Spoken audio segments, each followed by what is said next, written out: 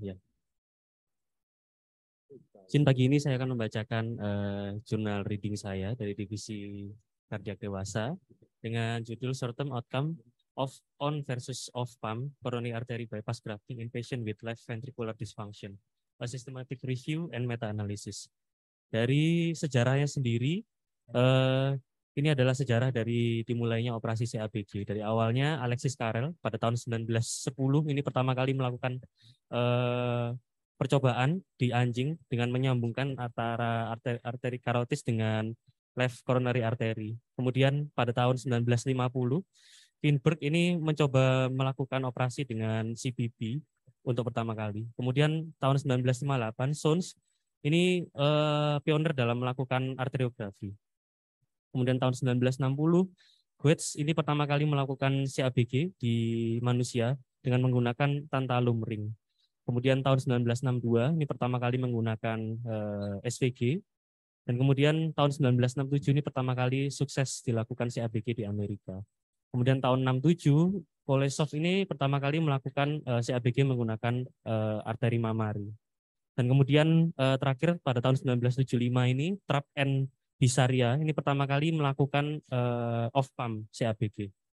Ini kemudian dari ESC guidelines ini antara CABG dan PCI ini untuk revaskularisasi ini dilaporkan untuk CABG itu lebih superior pada pasien-pasien dengan CAD pada left main dan juga pada trivessel disease dengan diabetes maupun yang tanpa diabetes. Kemudian CABG sendiri untuk tekniknya itu yang saat ini populer yaitu on pump ataupun off pump. Off pump sendiri ini masih menjadi perdebatan dalam 30 tahun terakhir ini. Namun untuk on pump sendiri ini yang biasa disebut konvensional CABG yaitu menggunakan cardioplegic dan juga mesin bypass jantung paru. Untuk off pump sendiri ini biasa disebut dengan beating heart surgery dan juga keuntungannya ini tanpa menggunakan CBB yang akan dijelaskan di belakang. Untuk off pump sendiri, ini ada suatu hal yang tidak bisa kita lakukan, yaitu surgical manipulation, lifting dan rotating yang tidak terlalu leluasa karena jantungnya sendiri masih berdetak atau beating heart. Ini bisa digantikan oleh alat yang dimana ini dikenal dengan sebutan octopus, yaitu octopus sendiri ini bisa mengimobilisasi jantung sehingga kita dapat melakukan anastomosis. Dan juga alat ini built-in suction, sehingga kita bisa melakukan anastomosis secara leluasa. Untuk coronary artery bypass grafting yang seperti disebutkan tadi, ada konvensional dan juga off pump. Nah, untuk konvensional sendiri ini kita harus melakukan sternotomi, CBB, dan juga kita harus melakukan cardioplegic, kita melakukan hipotermi dan juga aortic cross clamp, yang dimana ini keuntungan dilakukan off pump di mana kita bisa membypass beberapa tindakan, yaitu kita tanpa melakukan CBB, melakukan hipotermi, cross clamp, dan juga tanpa melakukan cardioplegic. Jadi kita hanya melakukan anastomosis, kemudian kita langsung melakukan sternotomi, dan kita langsung melakukan anastomosis untuk pembuluh darah. Di mana disebutkan konvensional CABG ini memang keuntungannya bloodless karena untuk jantungnya sirkulasinya bisa digantikan oleh mesin jantung paru, dan juga untuk anastomosis itu lebih immobile karena jantungnya tidak berdetak. Di mana disebutkan di penelitian Fu dulu tahun 2016 ini the comfort of bypass circuit result is better anastomosis technique. Jadi untuk didapatkan anastomosis teknik yang lebih baik ini dibutuhkan untuk kenyamanan untuk kita melakukan anastomosis oleh bypass itu tadi. Dan juga untuk off pump sendiri keuntungannya kita dapat membypass mesin, kita tidak menggunakan CBB, dan juga kita mengurangi manipulasi dari pada ascending aorta. Jadi apabila ada plak itu kita tidak melakukan cross clamp sehingga menurunkan untuk angka kejadian lepasnya plak. Dan juga pada off pump sendiri ini dari surgeonnya itu harus bisa melakukan anastomosis sama seperti dilakukan off pump maupun on pump. Jadi untuk ke pengalaman dari surgeon ini sangat dibutuhkan pada off pump. Nah, ini dikatakan pada ESC sendiri off pump ini adalah minimally invasive teknik pada CABG. Nah, ini masuk ke jurnalnya. Jadi ini jurnal dari Beijing yang dibuat pada tahun 2020 oleh Si Guan dan kawan-kawan. Jadi dari dari jurnal ini sendiri dari backgroundnya itu adalah disebutkan penurunan fungsi pada left ventricle ini merupakan salah satu faktor risiko yang mempengaruhi outcome dari CABG sendiri. Dan salah satu keuntungan dari off pump ini dapat pada pasien yang mengalami penurunan fungsi LV adalah menurunkan dari ischemic time-nya. Yang dimana off pump ini juga dapat dikaitkan dengan insiden early mortality yang lebih rendah pada pasien dengan disfungsi LV. Jadi jurnal ini yaitu dibuat penelitian dari jurnal dari tahun Januari 1990 hingga Januari 2018. Yang dimana ini kriteria yang masuk pada jurnal ini adalah untuk jurnal-jurnal yang membandingkan antara on pump dan juga off pump sebagai teknik dari revaskularisasinya, dan juga dengan pasien-pasien yang multivessel disease coronary artery dengan penurunan fungsi LV yang dimana EF-nya ini kurang dari 40%. Ya, dari total dari control trial-nya itu dimana didapatkan total 987 jurnal, yang dimana ini dilakukan screening hingga terakhir ini jurnal-jurnal yang meta-analisis yaitu terdapat 16 jurnal yang masuk dari kriteria inklusi ini. Nah, di mana didapatkan dari resultnya, ini dari primary outcome-nya didapatkan hubungan yang signifikan dari risk factor dan juga keuntungan dari off pump dari 30 days mortality-nya. Ini didapatkan dari p-value-nya 0,02. Ini dari forest plot-nya bisa dilihat. Ini dari off pump dan juga on pump. Dari 30 days mortality ini memang didapatkan lebih banyak, lebih sedikit pasien-pasien yang mengalami 30 days mortality dari off pump dengan p-value-nya 0,02. Di sini didukung dari secondary outcome dari off pump ini sangat berhubungan dengan lebih sedikit angka kejadian stroke, myocardial infarct, renal failure, pulmonary complication, infection, post-operative transfusion, dan juga reoperation for bleeding. Ini yang dikatakan berhubungan. Dimana dari forest plot-nya ini memang didapatkan dari off pump dan juga on pump. Dari off pump ini lebih superior dari angka kejadian stroke-nya ini memang lebih sedikit dari on pump dengan p-value-nya yang bermakna juga 0. Kemudian dari angka kejadian myocardial infarct post tindakan ini juga dari off pump juga dilaporkan lebih sedikit dibanding on pump. Kemudian dari pulmonary complication juga ini didapatkan lebih sedikit dari off pump dengan angka p-value juga yang bermakna 0,01. Dari angka kejadian renal failure juga disebutkan lebih superior dari off pump dibandingkan on pump dengan angka kejadian dengan angka p-value juga yang bermakna 0,01. Ini juga disebutkan infeksi juga bermakna dari angka hubungannya, dan juga post operative transfusion, dan juga resiko bleeding. Jadi resiko bleeding dari off pump ini memang lebih, angka kejadiannya lebih sedikit dibanding dari yang on pump. Ya, dari discussion-nya memang dari studi ini dikatakan memang off pump ini lebih memiliki angka operatif mortality yang lebih rendah dibanding on pump dengan pasien-pasien yang mengalami left ventricular disfungsi dengan EF yang lebih rendah dari 40%. Dan juga off pump ini berhubungan dengan angka kejadian stroke, myocardial infarction, post operasi, renal failure, pulmonary complication, infection, post operative transfusion, dan reoperation bleeding yang lebih rendah dibanding dengan on pump. Ya, ini dari diskusinya ini bisa kita simpulkan memang off pump ini memiliki beberapa keuntungan dan juga kerugian. Namun memang lebih banyak keuntungannya. Dari keuntungannya kita bisa less hypercoagulable stage karena kita tidak menggunakan mesin CPB. Dan juga kita tidak menggunakan cross claim, sehingga apabila pasien-pasien yang mengalami ada plak di aorta ascendennya sehingga kita tidak bisa melakukan cross claim, itu disarankan untuk dilakukan off pump.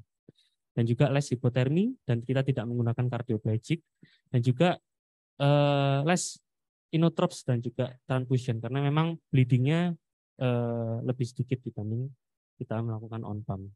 Dan juga dikatakan ini untuk apa namanya, keuntungannya didapatkan hospital stay yang lebih rendah.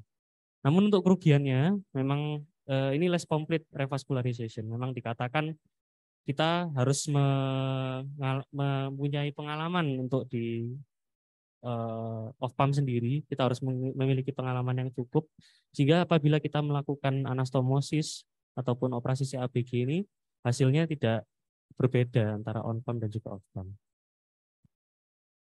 Ya, preoperatif factor yang apa namanya, affecting pada mortality rate pada CABG sendiri ini juga didapatkan pada older age.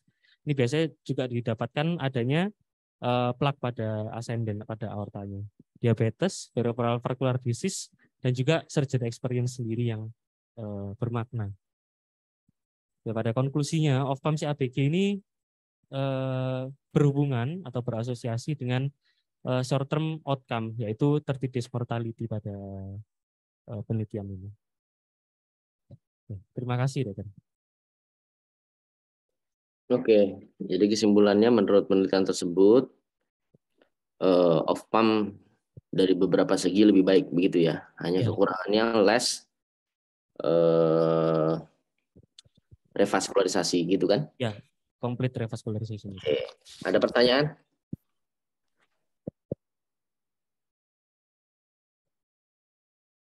Yang divisi dewasa nggak ada pertanyaan. Izin bertanya, Dok. Ya, silakan. Mansa, Dok. Jadi apabila ini kan ada yang saya tanyakan itu tentang keseragaman sampelnya, Dok. Jadi pada pasien yang low EF, terus yang pasien dilakukan off pump itu kan terbatas tadi untuk revasnya, untuk myocardial revaskularisasi dibandingkan dengan low EF dengan on pump dengan CPB yang kita bisa attack revasnya itu lebih banyak. Nah, itu keseragaman passionnya bagaimana? Apakah memang sudah diuji dan memang seragam atau bagaimana? Karena kan ini kita dengan low EF dengan CPB kita bisa expose lebih baik, kita bisa lakukan attack draft lebih banyak. Terima kasih.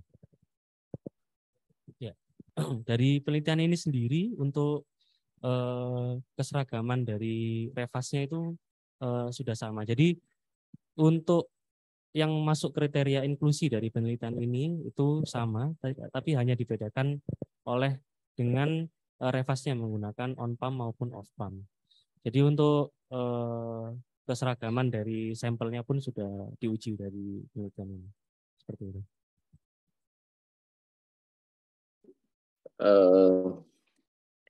Yang jelas mungkin maksudnya dia less revaskularisasi, sedangkan LV-nya lebih turun.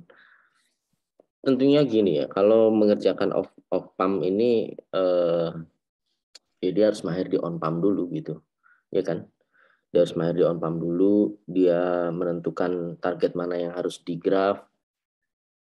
Kita sendiri juga bukan center yang mengedepankan off pump ya, karena off pump memang butuh jam terbang yang tinggi, alat juga khusus ya, dimana alatnya ini kemarin kita hampir mau pakai, cuman pertimbangan yang utama adalah kalau seandainya memang notats teknik harus diperlukan gitu pada sisi aorta, sehingga mau nggak mau harus off pump gitu ya. Cuman kita lihat beberapa yang mungkin nggak dibahas di sini adalah long termnya gimana gitu. Mereka yang di off pump terus kemudian tanpa revaskularisasi yang lebih sedikit gitu, hasilnya gimana? Apakah nanti dia akan kembali lagi? Nah, itu yang nggak ada mungkin. Ini kan cuman 30 days mortality rate aja. Iya, Dokter. Kan? Gitu. Jadi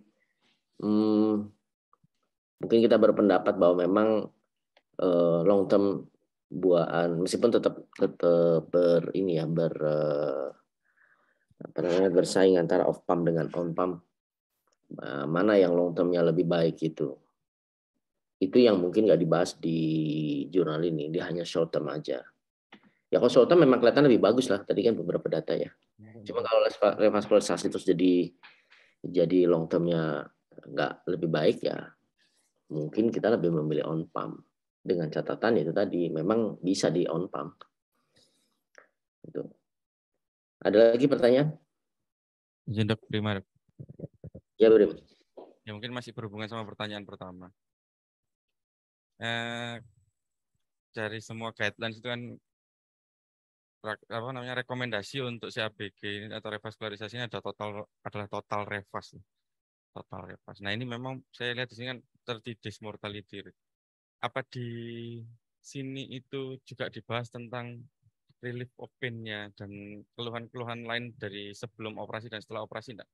Karena kalau misalnya kita cuma lihat mortality-nya, jelas akan pasti lebih rendah yang off pump ketika yang dilihat hanya mortality rate. Bagaimana dengan outcome post-op-nya walaupun hanya jangka pendek? Apakah masih ada nyeri dada post-op? Apakah yang failure masih ada failure? Apakah post-op itu EF-nya ada kenaikan? Nah, kalau paling tidak dengan short term seperti kan ada lebih baiknya dibandingkan on pump. Mungkin itu. Terima kasih.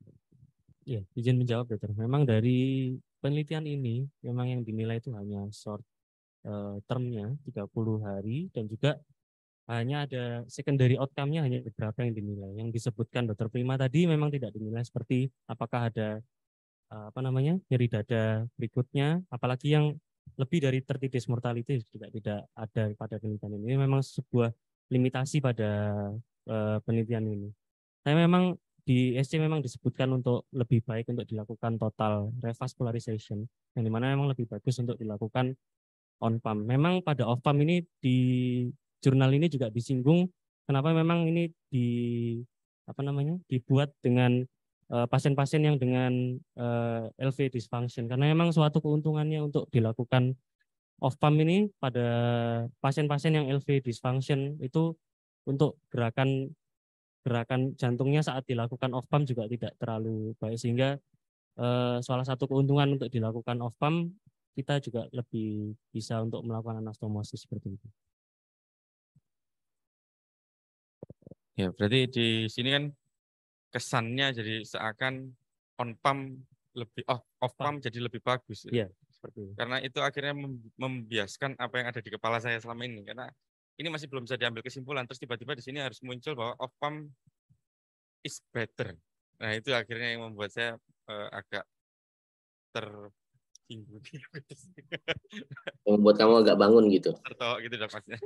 Karena selama ini saya masih belum bisa ambil kesimpulan tentang off pump dan on pump ini. Ya, oke. Terima kasih. Itu benar memang. Tadi yang saya juga bilang begitu. Jadi gini, LV dysfunction sebaiknya off pump.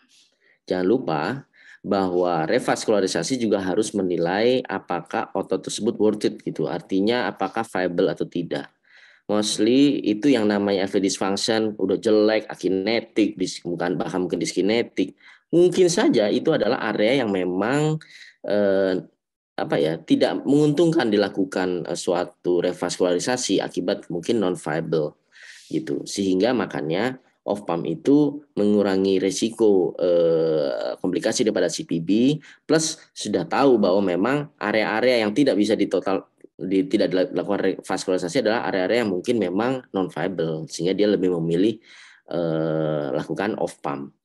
Tapi saya juga nggak terlalu setuju kalau semua kasus di off pump kan, karena ya itu tadi balik lagi, kalau memang dia memang area yang memang bisa dilakukan total revaskularisasi karena memang viable, tentunya melakukan total akan lebih nyaman. Seperti tadi pernyataan di depan kan ada bahwa kalau suasana melakukan anastomosisnya itu sangat comfort gitu ya, nyaman untuk melakukan, maka kamu juga nggak akan lama-lama kok di mesin gitu.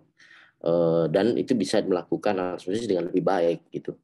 Ya kan, lebih baik teknik anastomosisnya. Tentu saja lah di antara bergerak sama nggak bergerak ya. Meskipun guru saya di Korea itu 99% sih melakukan off pump. Bahkan kalaupun harus masuk mesin, Ya, on pump tapi dia beating heart. Dia tidak pernah memanipulasi. Jadi lebih ke no touch teknik pada aortanya, bukan karena ini apa namanya LV dysfunction maka kita lakukan OPAM gitu. Enggak. Memang mereka 100% mengerjakan, hampir 100% lah dikatakan. Kalaupun tidak apa namanya tidak bisa dilakukan off pump biasa, off cap biasa, maka dia akan kanulasi tapi beating heart. Tetap saja jantungnya tidak di cross clamp. Jadi ischemic time-nya yang nggak ada. Tetap menggunakan mesin. Jadi itu. Menurut saya sih begitu. Oke, last question.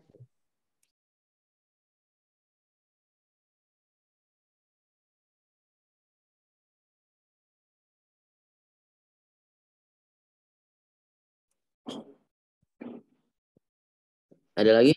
Sebenarnya dok, nanti Itu. untuk off pump dan on pump, apakah ini dipaparkan juga kalau yang on pump yang sebelumnya off pump karena ini dengan tidak stabil atau kasus tertentu jadi on pump, apakah ini memang murni on pump dari awal diputuskan ini? Ini kan perbandingan antara off pump dan on pump. Nah, kadang pada kasus yang off pump, kadang kita harus konversi menjadi on pump. Nah, untuk yang on pump ini apakah didapatkan apakah ini murni on pump atau sebelumnya dari awal off pump convert ke on pump atau memang dari awal dikonvensikan untuk on pump seperti itu? Ya, dari jurnal ini tidak disebutkan apakah ini suatu operasi yang convert seperti on pump, apakah ini awalnya direncanakan untuk off pump sebelumnya dan kemudian terjadi suatu kesulitan atau bagaimana sehingga terjadi convert ke on pump, ini tidak disebutkan dokter untuk pada jurnal ini. Karena kan memang off pump kan keterbatasannya, jadi maksudnya kan ada keterbatasan, maksudnya akan menceritakan atau tidak untuk keterbatasan. Jadi semuanya lancar untuk off pump, tidak ada problem di run out yang dipaparkan. Ya, terima kasih. Ya, mereka yang ahli di bidang op cap memang mengatakan dalam setahun itu minimal 150 op cap baru bisa dibilang dia ahli. Ya saya rasa sih di sini nggak akan inilah kalau udah sekali dia kan hanya membedakan antara menggunakan mesin atau tidak. Jadi kalau dia misalnya tadinya op cap terus berubah menjadi menggunakan mesin, apakah itu beating heart atau enggak? Ya harusnya exclude ya, harusnya sih, karena dia kan mau membandingkan outcome antara pakai mesin sama enggak. Gitu. Oke. Ya pas diskusinya 10 menit. Kalau gitu kita tutup bacaan jurnal dari Dr. Ogi. Aplaus buat Dr. Ogi. Ya, terima kasih. Terima kasih dokter. Izin dilanjutkan Fikri, dokter Dana.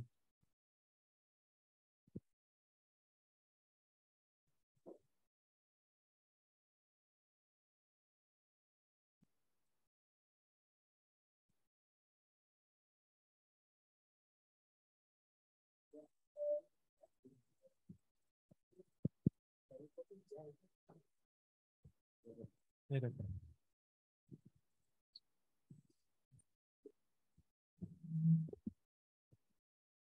Izin kami mulai weekly dari weekly chip.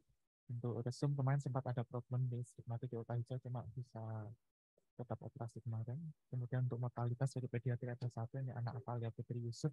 Ini dengan absen anomali dia dengan osteosis syndrome. Ini kemarin COC-nya kardiopares karena resonans. Kemudian dari toraks ada dua Tuan Syamsuri, ini yang dengan akses radial toraks memang dari awal kita pakai untuk kondisinya sudah jelek. Ini terturutan pada PLB2. Ini dengan shock sepsis, dengan MODS dan riwayat atas. Kemudian ini yang Nyonya Sumiati yang tadi pagi sudah dilaporkan dengan CA tiroid anaplastik yang dirawat tadi pagi. Kemudian ini dari vaskular Nyonya Kotija, ini dengan diabetes tipe 3, dan hipoglikemi. Ini sebelumnya dirawat dengan COVID. Kemudian ini COD-nya dengan gagal napas tipe 1. Kemudian Nyonya Gulsio hijau judul 1 tahun ini dan ulcus decubitus itu sacrum ini memang hemodinamiknya tidak stabil, kita lakukan perawatan ini waktu miring gangguan hemodinamik jadi memang ada shock septic.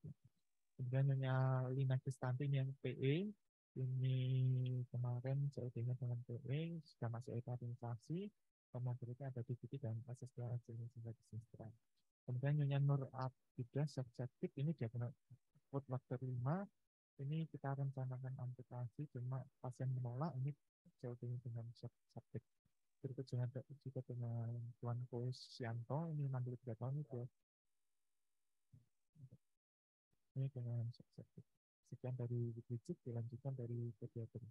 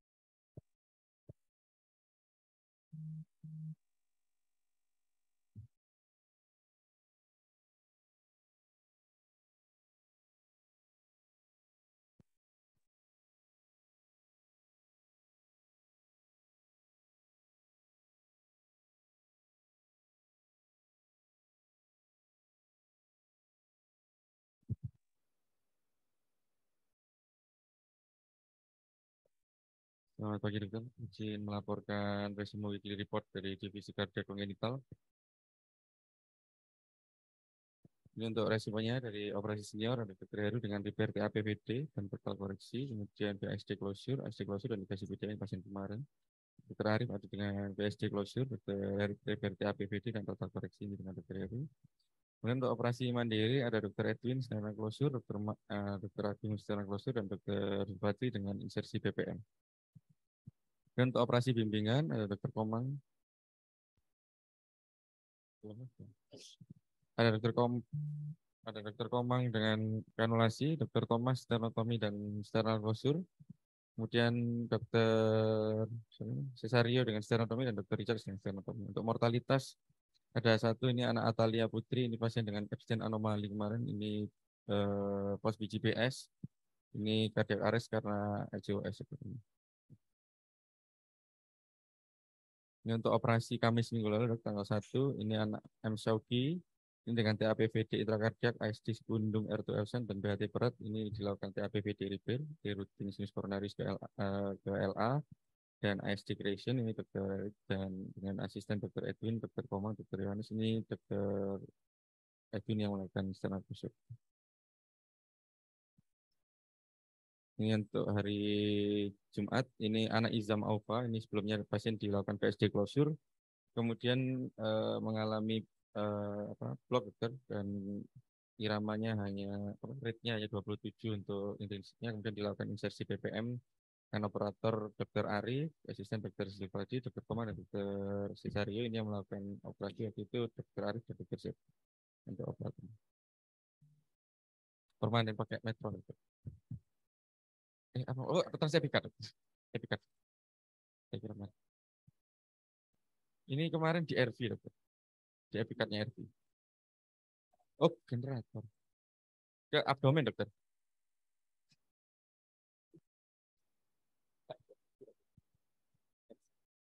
Ini hari Senin kemarin dok, anak Aljira Kianzi, ini dengan PSDPM besar, dengan pH ringan, dan TR berat dilakukan PSD closure dengan tricuspid repair. Ini operator Dr. Arif dengan asisten Dr. Edwin, Dr. Bima, dan Dr. Thomas. Ini Dr. Thomas bimbingan stenotomi dan steral closure.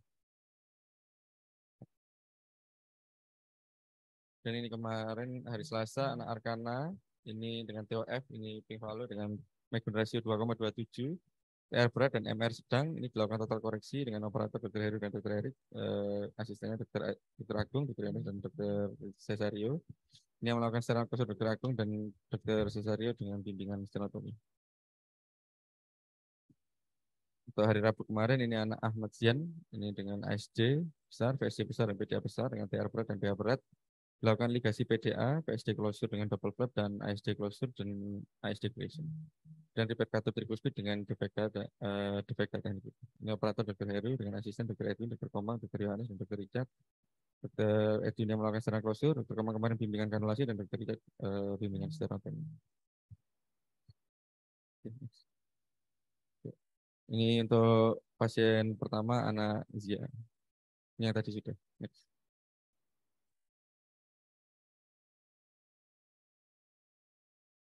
Ini Khadijah sudah juga ada gitu. Next. Ya, Dok. Ini anak Arkana, Dok.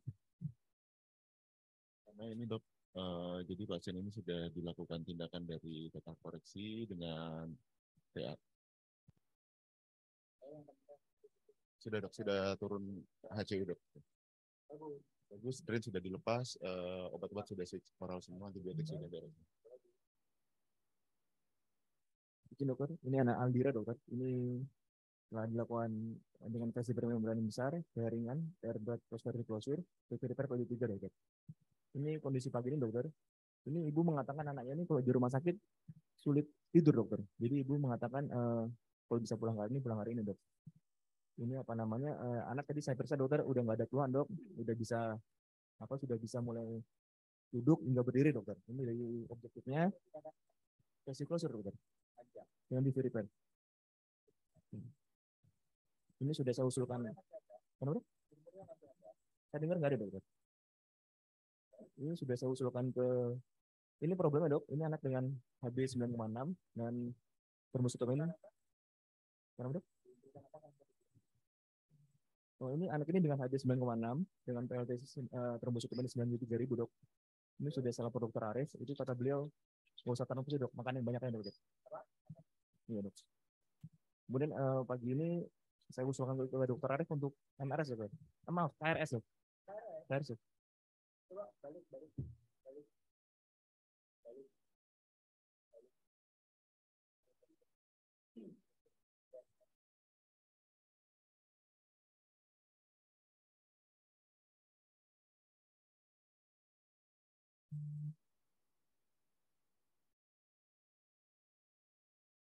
Dari membran pos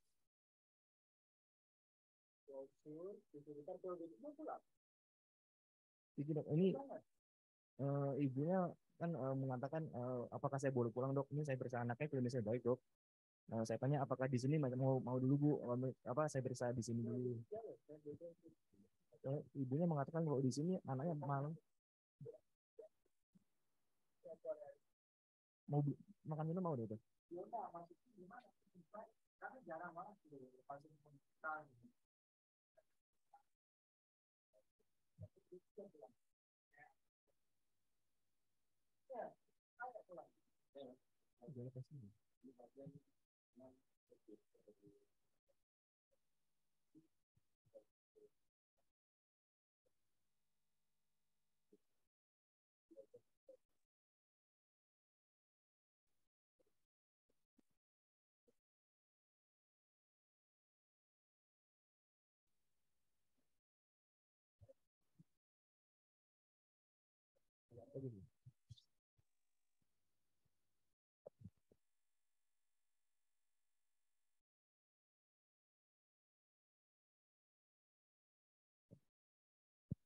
Kita lanjutkan pasien selanjutnya, pasien anak Raka.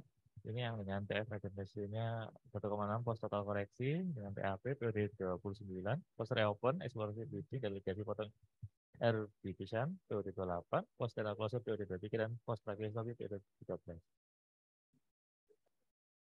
Iya dok, yang lama ini dok. Iya. Nah ini kondisi saat ini memang pasien ini masih Iya, iya yang tracheostomy gitu. Iya. Jadi ini memang pasiennya batuknya itu dahannya masih banyak dan mobilisasinya itu masih belum bisa dan kadang-kadang karena sekretnya itu banyak dan pasiennya juga kadang-kadang sesak juga. Ini pasiennya on tracheostomy, karena kenapa tuh? Bagus.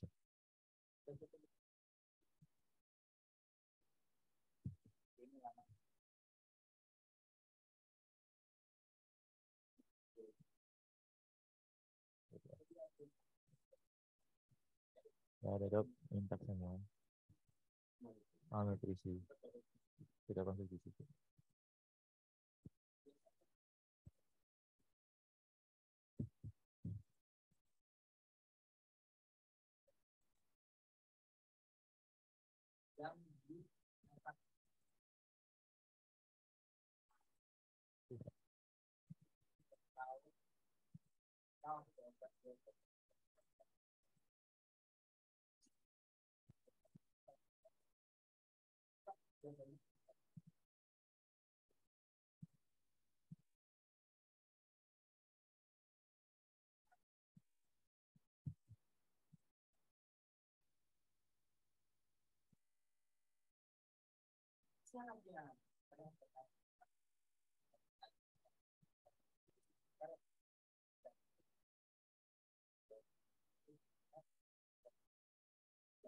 Ya, hampir 1 bulan.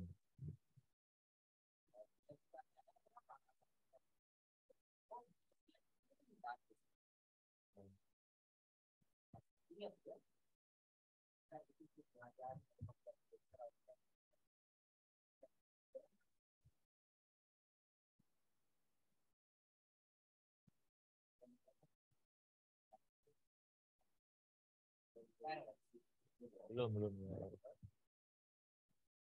Kita kan ini pasien kanaya ini yang operasi hari ini dengan PSDAS ADC sedang, LTR dengan prolapse RCC, MR ringan, AR sedang dan AR sedang dengan hari ini direncanakan untuk PSD closing. Ya, ini memang pasiennya keluhan utamanya itu bisa menderita, diketahui menderita penyakit jantung bawaan itu sejak usia 5 hari pada saat ibu pos melahirkan.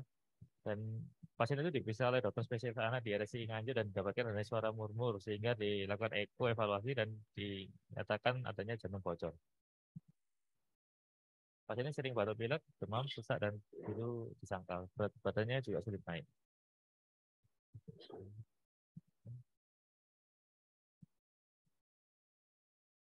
Ini pasien dengan riwayat pengobatan dengan lisinopril dan spironolactone. Ini pasien waktu diperiksa memang KU-nya cukup, baterainya 131, tidak ada cyanosis dan adanya murmur, dan ekstremitasnya tidak ada clumping finger maupun cyanosis. Berikut adalah foto klinisnya. Ini berikut pada foto toraksnya, didapatkan adanya pinggang jantungnya prominent. Ini telah dilakukan TTE di Rumah Sakit Dr. Stomo tanggal 7 bulan 9. Didapatkan ada situs solitus sampai concordance. Di sini adanya TR sedang dan adanya PSDPMU besar dengan ukuran 1,31 sampai 1,42 dengan pitch-nya 83,42. Kesimpulannya PSDPMU besar dengan prolapse RCC dan TR sedang. Itu adalah movie dari ekonya. Tampak situs solitus sampai concordance dan dilatasi LALV.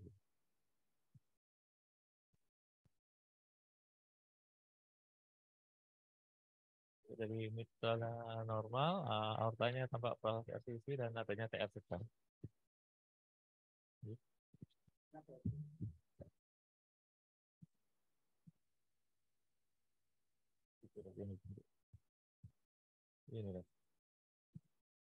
Ini dari view plus didapatkan adanya apa itu?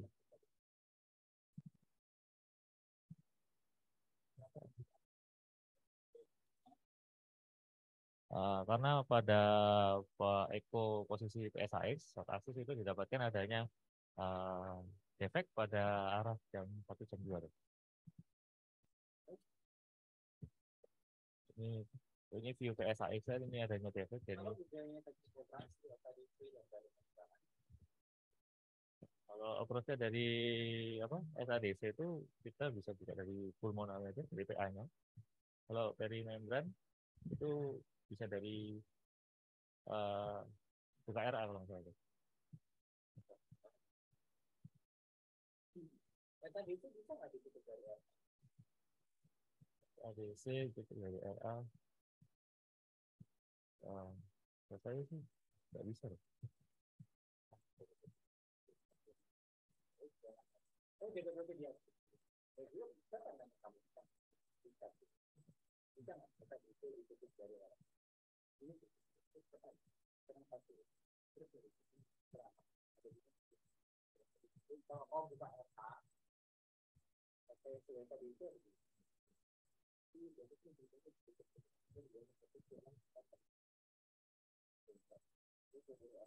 Masih nggak kelihatan gitu.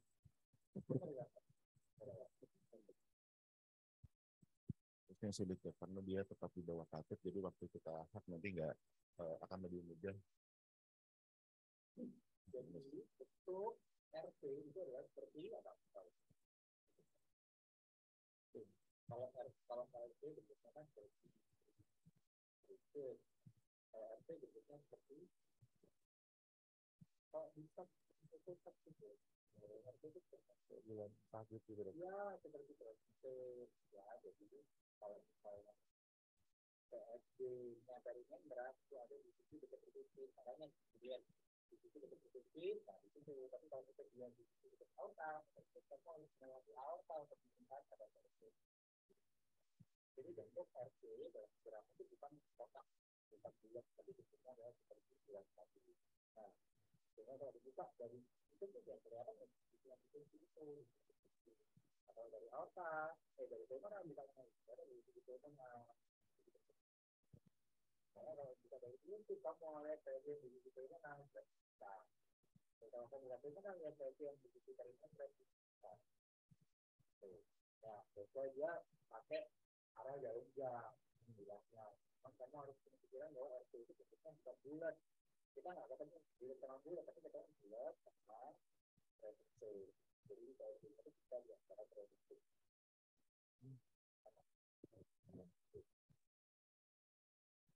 Dari IAS mantap.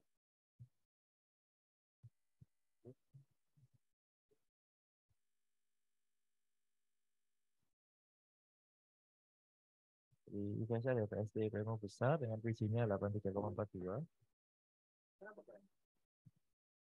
Nah, dari melos outlet kalau dari itu.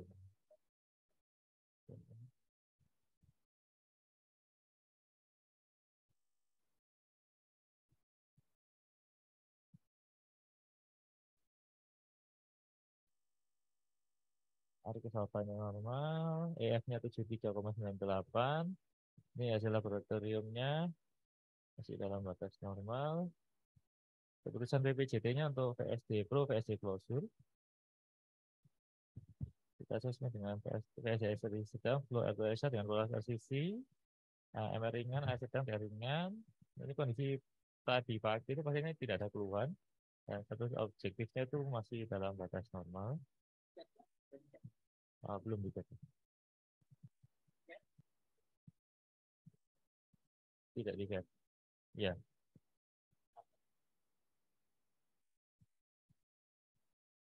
Memang dari apa?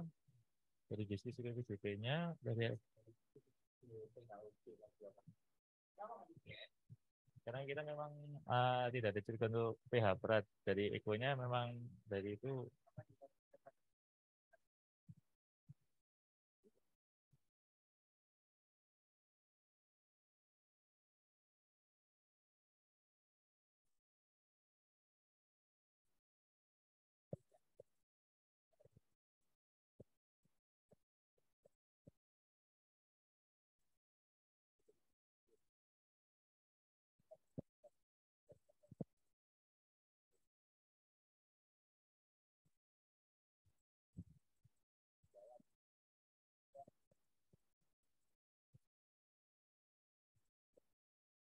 Untuk jadi memang pasien berangkat diskusi ini dari kecurigaan awal tidak ada pH, lalu dari diskusi di diagnosis dengan PSD simple limbat, jadi tidak putusannya pun tidak ada untuk dilakukan pemeriksaan tetap.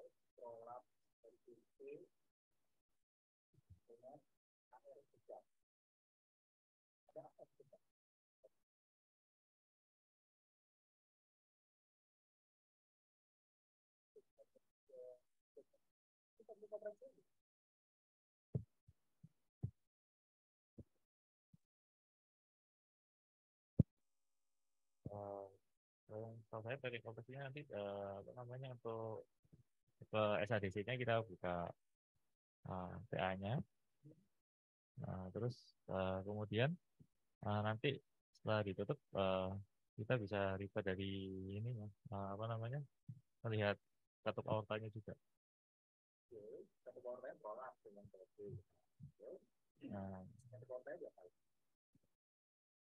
Nah, kalau misalnya prolapsnya RCC mungkin karena apa karena VSD-nya itu sehingga diharapkan dengan VSD-nya ditutup diharapkan prolapsnya tidak terjadi lagi gitu.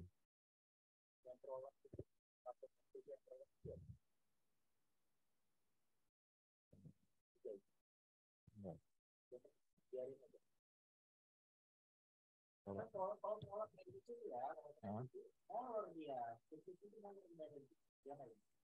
Bisa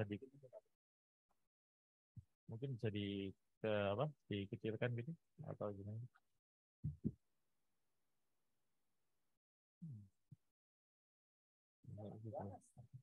Gitu.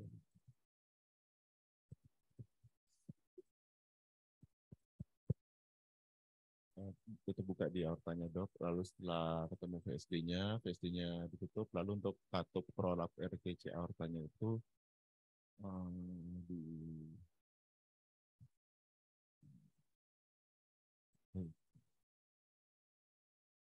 untuk evaluasi dulu dok, biasanya sih dibiarkan dok.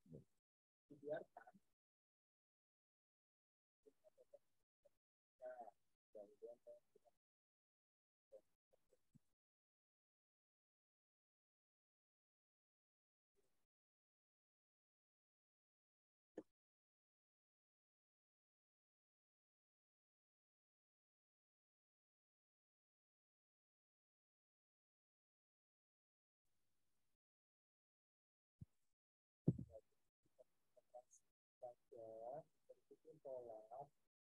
Dia kita nggak ngerti yang pertama ada berkorupsi atau enggak dari bisnisnya dulu dinilai kalau ada berkorupsi dari bisnis jadi apa kalau dia akan terus terusan karena ada produk itu bisa dia bisa tambah dia nggak ada apa sih atau bolong itu bisnisnya ada itu waktu dia boleh sponsor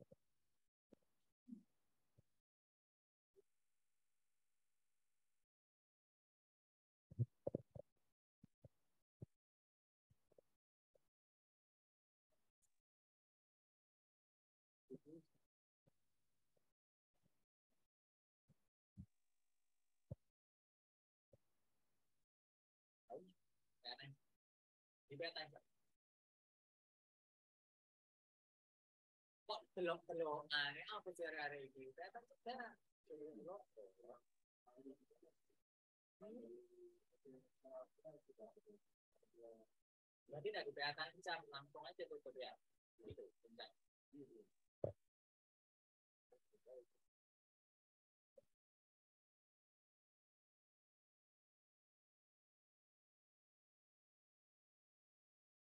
Udah, ya. Tuh.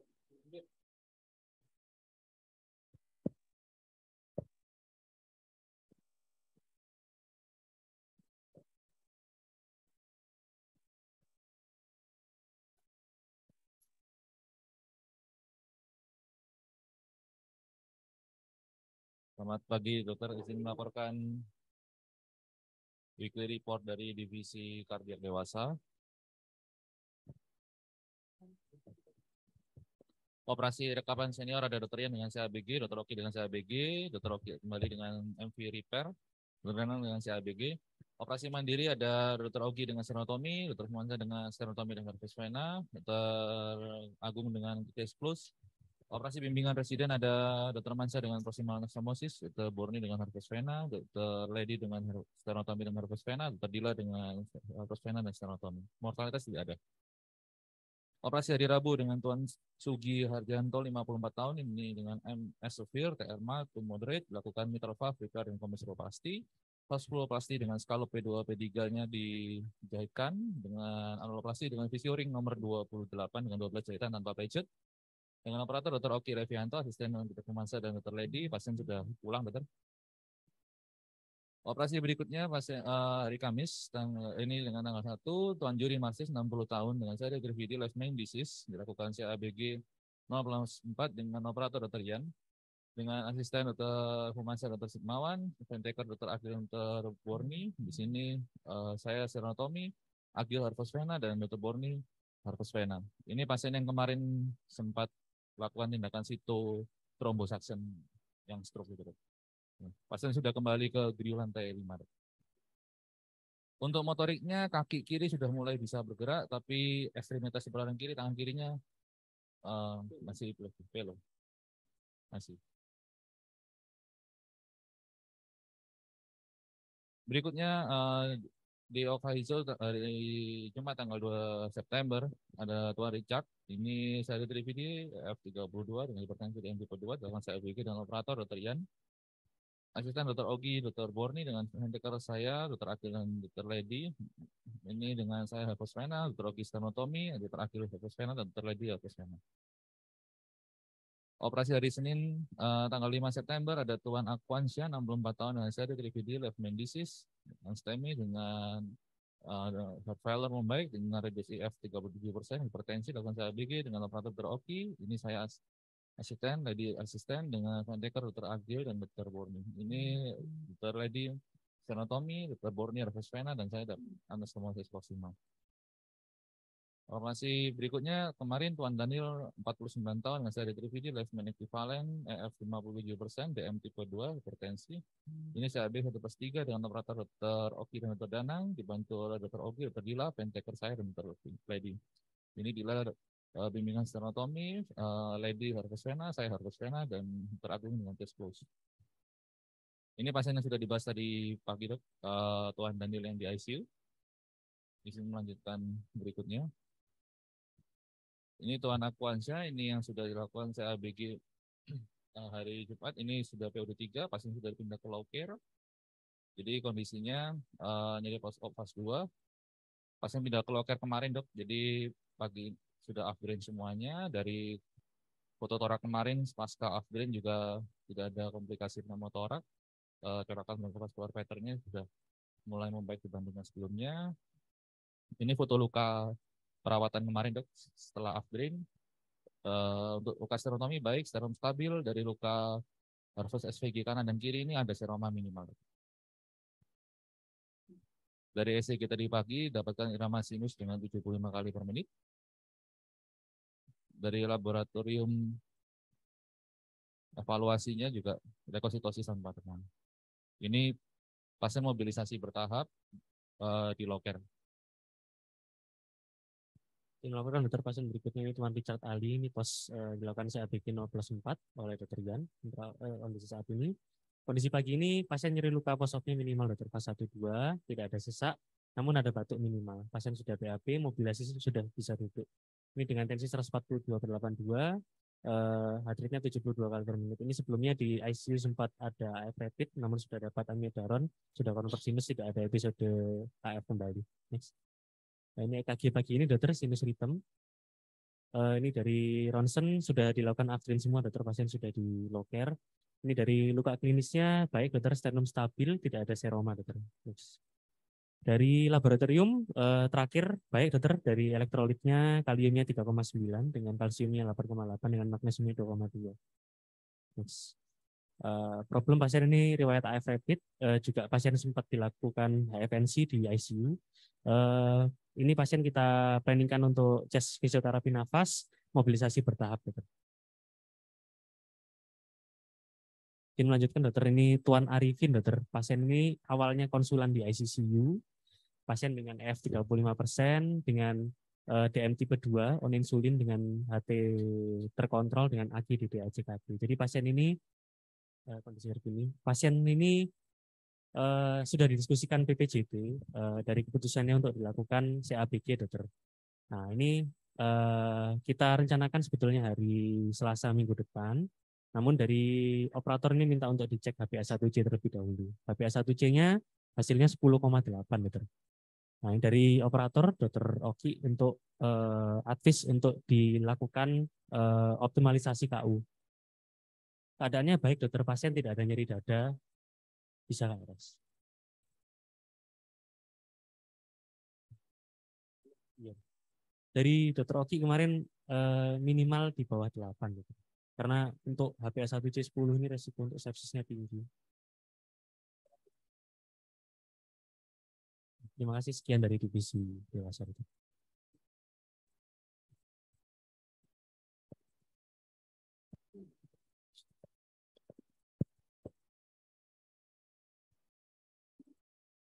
Izin dokter melaporkan semua weekly report dari divisi thorax dengan tim Dr. Jiko, Dr. Atia, Dr. Abis, Dr. Ian, Dr. Bagus, saya Dr. Daud, Aulia, dan Dr. Januar. Dari semua operasi senior dari Dr. Tio ada dengan insersi chemoport masuk ke sebelah kiri, kemudian ada fat switch resection dan mechanical periodisis dengan tracheotomy repair bronchobular distal dengan injectulus latimus dorsi sinistra. Kemudian dari Dr. Rizky dengan fat open biopsi timoma dengan fat repair bronchobular distal sebelah kanan, dialisis paru kanan dan mechanical periodisis teras kanan juga. Dari operasi mani di PBDS-nya ada Dr. Januar dengan clipping costa dan saya dengan clipping costa dan insersi plastik. Dari operasi bimbingan PPDS-nya dengan Dr. Bagus ada open biopsi KGB coli dan waist resection. Dr. Adis dengan clipping costa, Dr. Jigoni dengan insisi biopsi massa di coli sebelah kiri dengan saya bimbingan massa convex. Dan mortalitas ada 2 pasien yang sudah dilakukan di chief tadi sebelumnya. Laporan untuk resume operasi, Kamis 1 September ada 2 operasi di 609 ronde 1 ini pasien private Dr. Tia untuk insesi chemoport vena sebelah kiri. Kemudian di ronde 2-nya kita ada timoma dan myasthenia gravis. Sudah dilakukan tindakan fat open biopsi dengan insersi chest hematox kiri juga. Hari Jumatnya di ronde 1 kita ada tumor mediastinum intermedius dengan efusi pleura bilateral. Sudah dilakukan open biopsi KGB coli. Kemudian di ronde 2-nya kita ada lakukan dengan multiple fraktur costa. Kemarin sudah dilakukan clipping costa 3-4 anterior sebelah kiri dan 5 anterolateral sebelah kiri. Kemudian hari Seninnya ada Tuan Manuri 74 tahun penemu toraks spontan sekunder sebelah kanan dengan bronchopleural fiscal. Sudah dilakukan tindakan fat repair bronchopleural fiscal dengan dialisis paru dan mechanical periodisis juga. Hari Selasa ada saudara Novel dengan 18 tahun dengan penemu toraks spontan primer sebelah kanan dan bronchopleural fiscal juga dilakukan fat switch resection dengan mechanical periodisis juga. Kemudian ronde 2-nya ada Tuan Gunawan dengan tumor mediastinum anterior dan massa coli sebelah kiri, dilakukan insisionasi di massa coli sebelah kiri dengan Dr. Jigoni bimbingan. Ini hari Rabu kemarin ada Tuan Sidik dengan fluid pneumotoraks kiri dan BPF kiri. Kemarin dilakukan tindakan toratotomi repair bronchobular distal dengan musculoskeletal latissimus dorsi. Ini saya bimbingan masa convex. Kemudian izin keseruan sudah dilaporkan dari pagi dok. Terus ini yang pasien di res jadi dok, ini dari Hamizan ini dengan pneumonia COVID-19 confirm. Ini pneumotoraks bilateral dok iatrogenic post insersi CVC. Kondisi saat ini izin pasien masih check in mode PCV dengan PIP 5, fraksi oksigen 40, ini RR 35 dengan saturasi ini 96 dok. Ini suara nafasnya vesikel kanan kiri tidak ada rongki maupun wheezing. Untuk chest tube yang sebelah kanan, udulasi minimal dengan swing lebar tidak ada, buku tidak ada, produksi tidak ada. Terus untuk yang chest tube yang sebelah kiri juga sama dok. Ini emfisema sebelumnya sudah membaik. Ini dengan tensinya 63/1, ini dengan heart rate 138 tanpa support. Next. Ini CXR post insersi dok. Chest tube kanannya ada di dalam. Terus untuk adaptasinya sebelah kiri udah berkurang dok. Next. Next. Problemnya ini pasien dengan pneumotoraks on WSD, atrektasis, kemudian emfisema subkutisnya sudah membaik. Ini kita pertahankan chest tube dengan suction aktif dan 10 cm H2.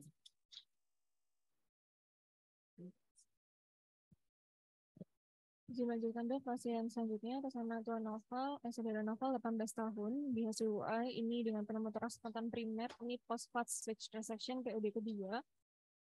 Izin melaporkan kondisi saat ini.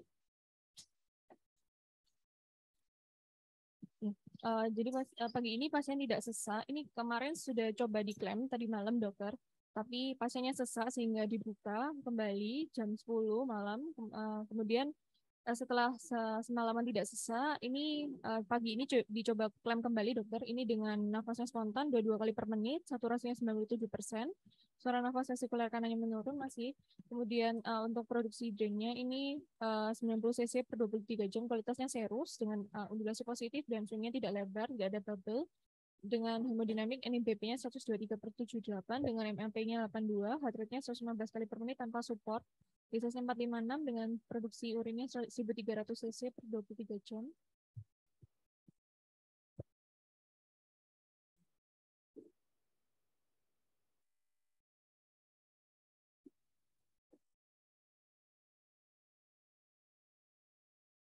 Nah, kemudian ini untuk laboratorium post-op-nya.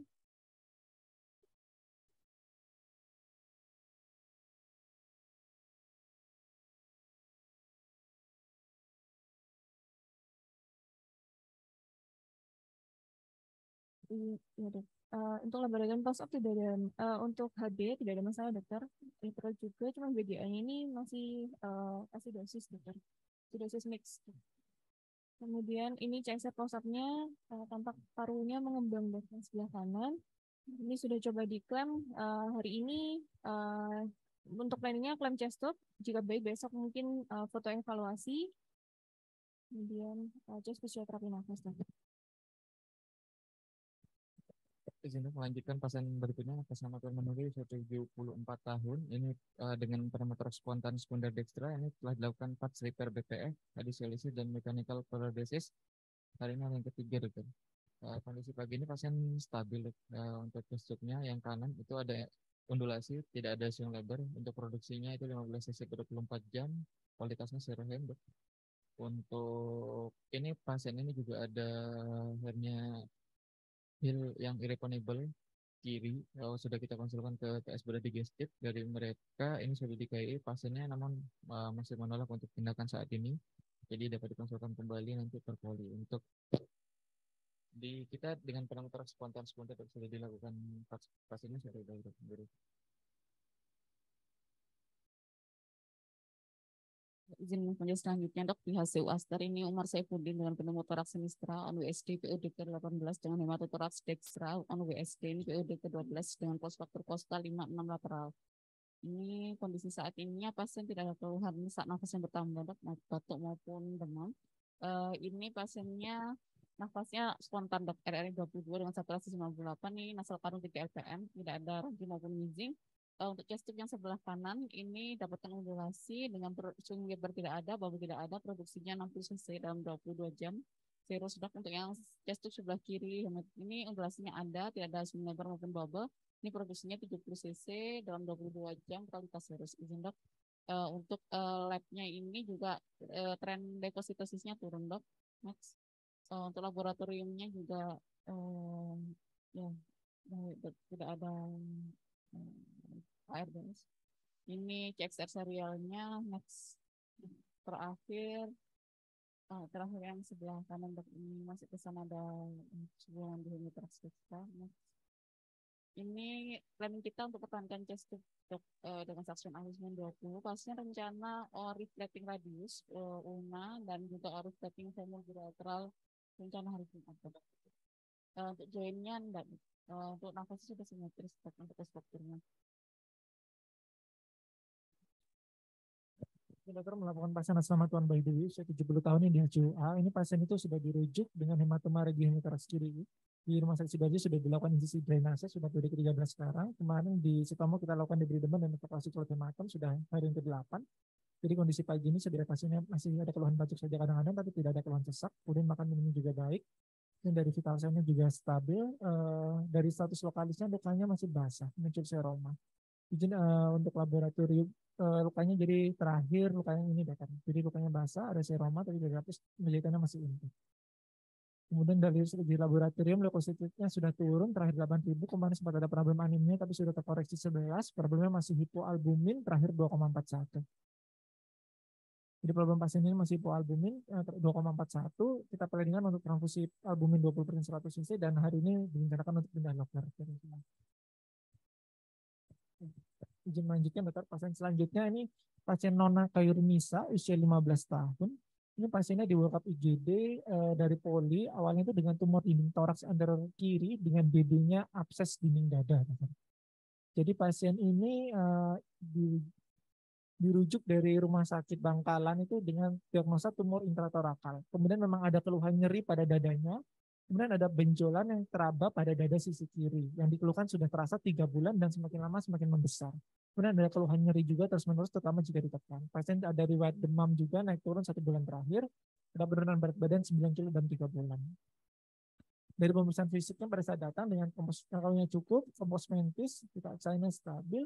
Dari status lokalisnya ini dari regio mamanya kesannya asimetris, teraba massa ukurannya 6x5 di belakangnya mami sini. Cuman tidak fluktuatif, dokter.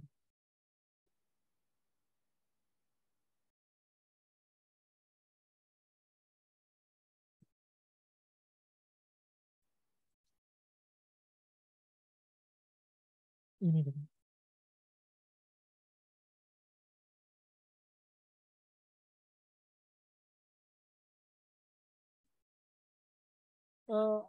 Pasti di DD dengan tumor dinding dada, DD-nya abses dokter. Dari dokter. Belum dokter, dari dokter Tio rencananya malah hari Jumat besok kita acarakan di GBPT untuk kita buka insisi. Apakah cukup drainase? Kalau memang ketemunya abses, kita drainase abses dokter. Kalau bukan abses, diaksisi rencananya. Karena ini incisional biopsi. Kalau misalkan bukan abses. Insisi dokter. Intensitasnya cairan dokter. Belum diaspirasi.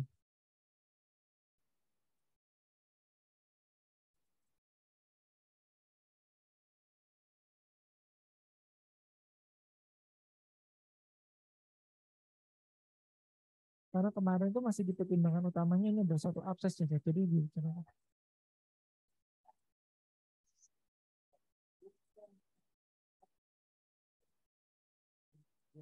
untuk aspirasi.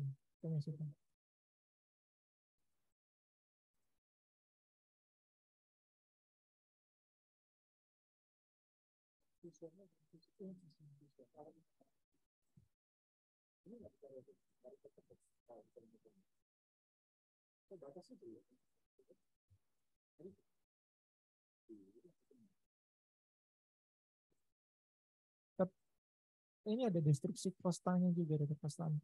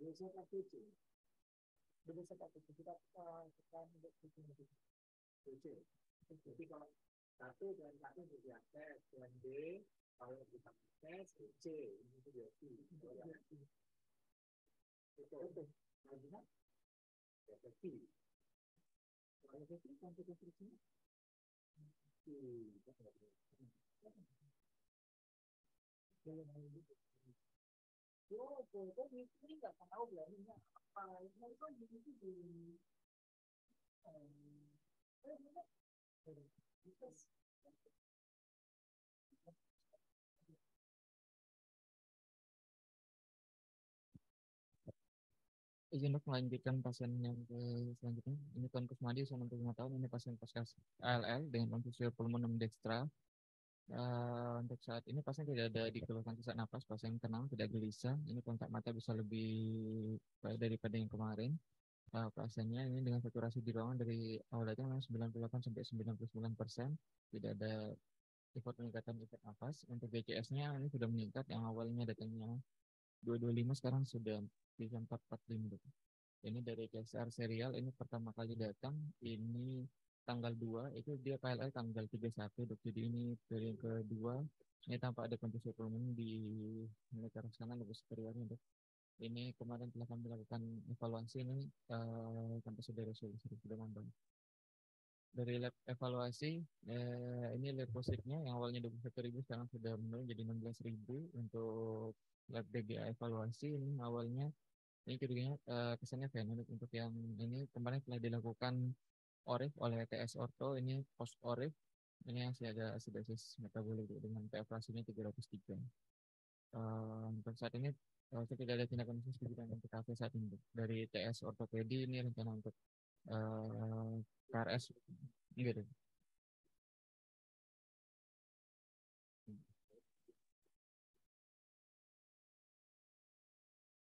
Ini pasien selanjutnya atas namanya Sulastri, usia 57 tahun.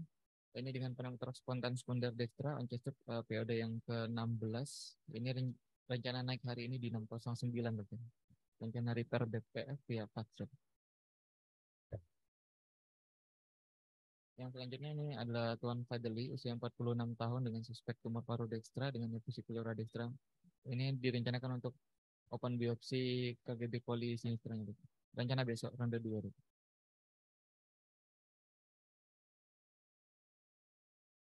Ini Amelia yang tadi sudah di-MR-kan yang pos-pasang itu sudah.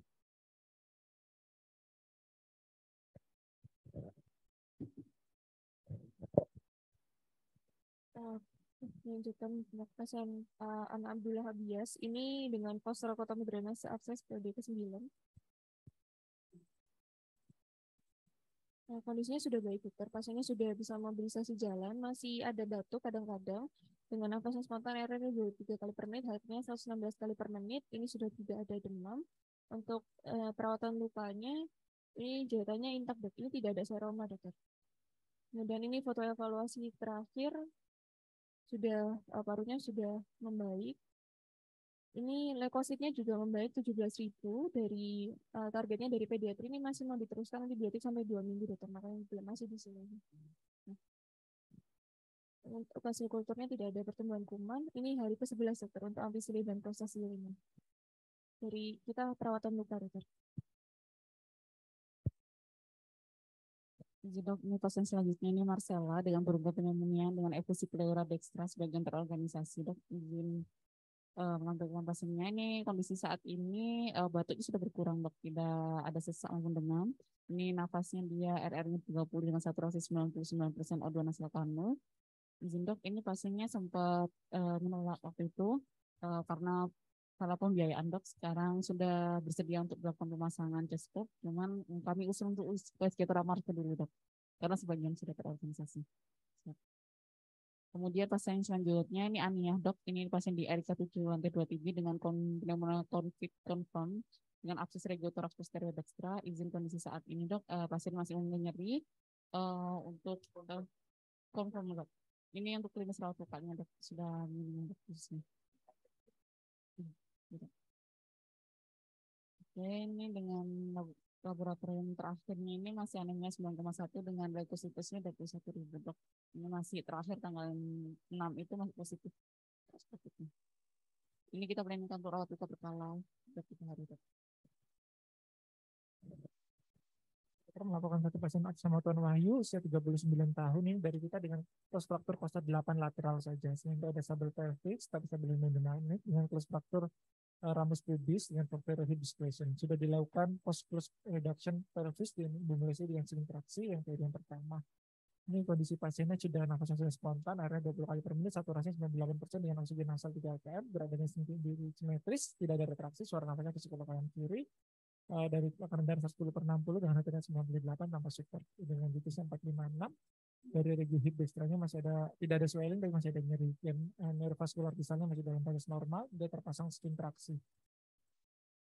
Ini dari foto ronsen yang terakhir pada tanggal 6 kemarin, tidak ada masalah. Kemudian biganya juga baik dengan PFS 414. Jadi dari kita akses dengan close fracture kosta 8 lateral sebelah kanan dengan sabel pelvis stabil hemodinamik dengan close fracture foramus pubis dengan posterior hip dislocation dengan post close reduction pelvis immobilisasi dengan sling traksi. Jadi dari kita masih konservatif, kita tidak ada rencana tindakan operasi. Kemudian izin melaporkan ini pasien baru yang sudah diamankan dari pagi, dokter, pasien namanya yang pneumotoraks pendek. Kemudian yang pasien baru juga tadi sudah diamankan dari pagi, nama Muhammad Bekir. Sekian dokter dari divisi toraks.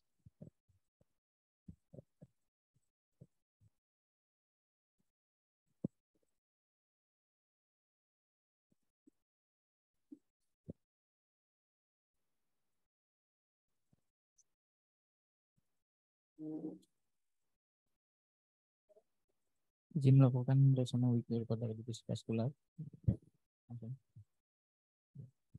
Dari rekap operasi, dari operasi senior ada dokter Aira dengan abesan BC Sinistra, revisi abesan dengan trombektomi, dan dokter DHI dengan abesan BC Sinistra, dokter Danang dengan penografi dan PPA, kemudian dokter Igi dengan spesialisasi vena basilika. Nah, operasi mandiri ada Dr. Pawanis dengan amputasi akta dan saya dengan abesan Portius Spalka Sinistra.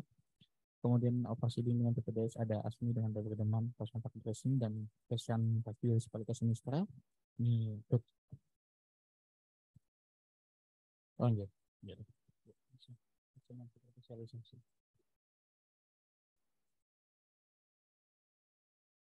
Sudah RS. Oke. Ya.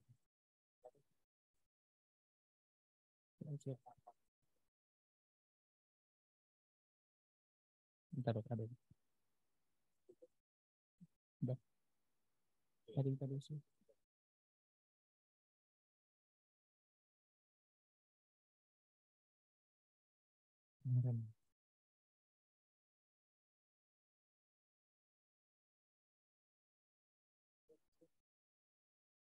Iya dok.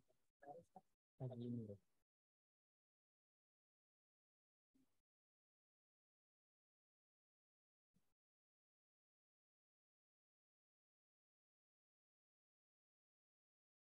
Ya,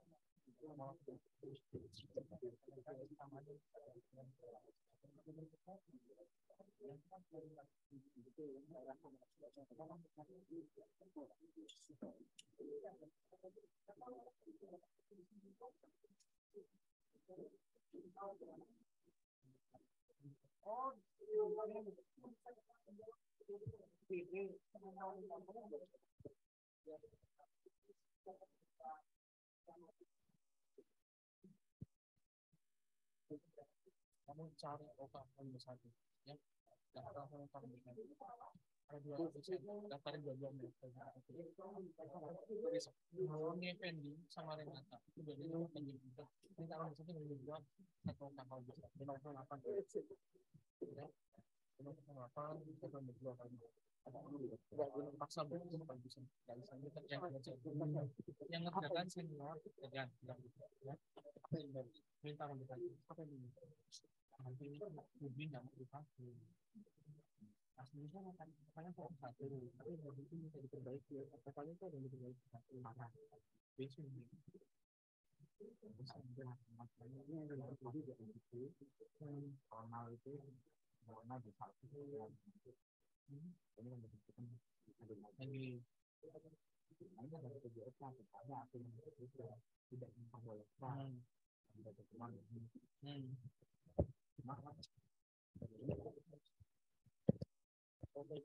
kita